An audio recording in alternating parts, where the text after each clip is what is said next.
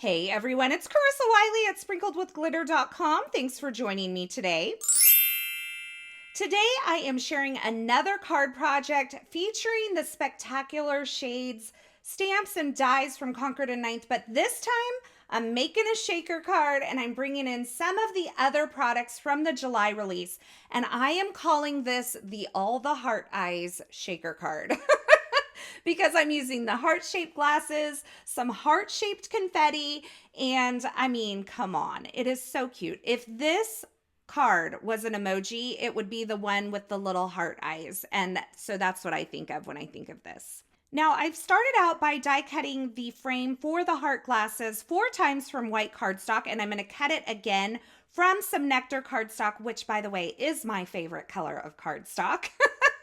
And I'm going to set those aside. And I'm also going to die cut the solid backer piece for the heart framed glasses from this holographic cardstock from Erin Lee. It is absolutely so cool. I love this stuff.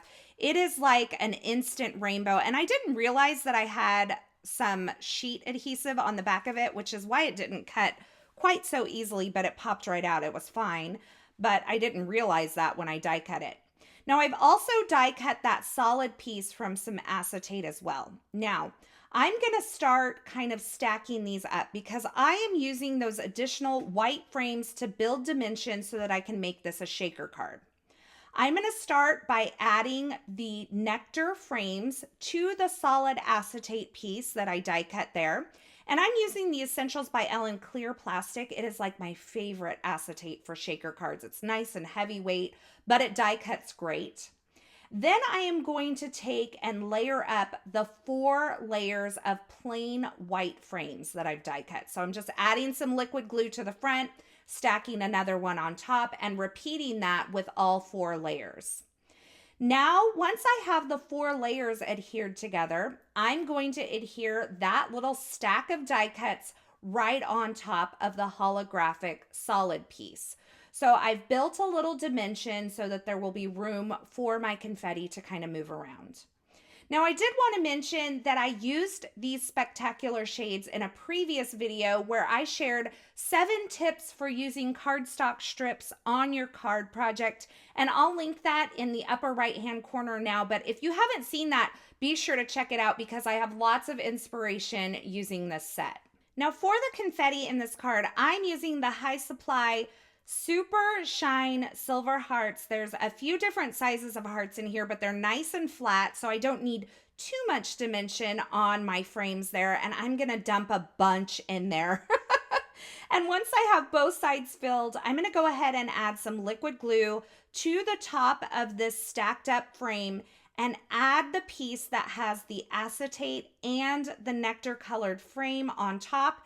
And that seals in my shaker bits and creates a shaker element for my card, which I think is so adorable. And I love that holographic paper behind all of those shiny silver hearts. I think it is so much fun and just brings that pop of rainbow. Now for my sentiment, I'm going to bring in a couple of stamp sets that were released in the July release, but that don't necessarily coordinate with the spectacular shades. So I am using a Coolest sentiment. This is from the Pretty Sweet stamp set, and I'm going to use the coordinating die as well. I'm stamping that in Versamark ink onto some Nectar cardstock, and then I'm going to add some white embossing powder and heat set that. And then I've also stamped just the You're the from the You're the Very Best. It's from the Cottage Garden stamp and coordinating die set. And I white heat emboss that onto Nectar cardstock as well. And I'm going to die cut both of those sentiments using the coordinating dies. Now, I'm going to stack up that Coolest onto the right side of this banner that says You're the. So I have a sentiment that says You're the Coolest. Now, this oval die is from the Plain Amazing die set from Concord and Ninth. And if you haven't checked that out yet, I recommend that you do. It is such a fun way to make some travel and adventure themed cards that are interactive. I've die cut that from some Tide Pool cardstock and then ran it through my die cut machine using the Cloudy double card front die. And it's genius because it leaves a cloud pattern, but it's compatible with both a horizontal and a vertical size A2 card. I went ahead and just added some Concord and Ninth white pigment ink around the edges by taking my pad directly to the edge just to kind of soften and kind of make that feel a little more like wispy, cloudy kind of. And now I'm adding some cardstock strips to the lower right hand corner of my card base. So this is an A2 size card base. I created it by cutting my cardstock to 5.5 by 8.5 inches and then scoring at 4.25, and that creates a card that measures 5.5 by 4.25. And I made this all out of Concord and Ninth white cardstock because it's my favorite. Now I've trimmed off the excess of those strips there. And now I'm going to take my little cloudy piece here and pop it up onto my card base using a layer of foam adhesive behind it just to give it a little more dimension, because if you know me, I like big cards and I cannot lie. And then for my sentiment strip, I'm adding that on with some foam adhesive as well. And now I will take my little shaker element here and just add it right over the top of that sentiment strip. So cute. You're the coolest. I know a little girl that I can give this to, that this will just make her day with all that sparkle and shine. And by the way, the flies are bad. Did you just see it fly through the screen there? It is bad this year. I don't know what's going on.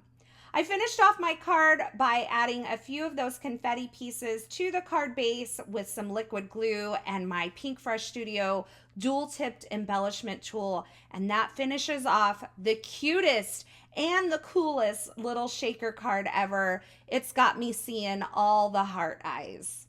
Now, as always, I will have links to the featured products used in this project in the description at YouTube, so if you're looking for something in particular, please check there, or you can head on over to my blog at sprinkledwithglitter.com. I'll have that linked below as well. Over there, you'll find more still shots, more information, and a complete list of supplies. As always, thank you so much for stopping by and watching and hanging out with me today. I'm so glad you're here. Drop me a comment below, say hey, tell me if you love this card, whatever you want to tell me. I would love to hear it in the comments below. Just be nice. Once again, thanks for watching, and until next time, I hope you have a fabulous day.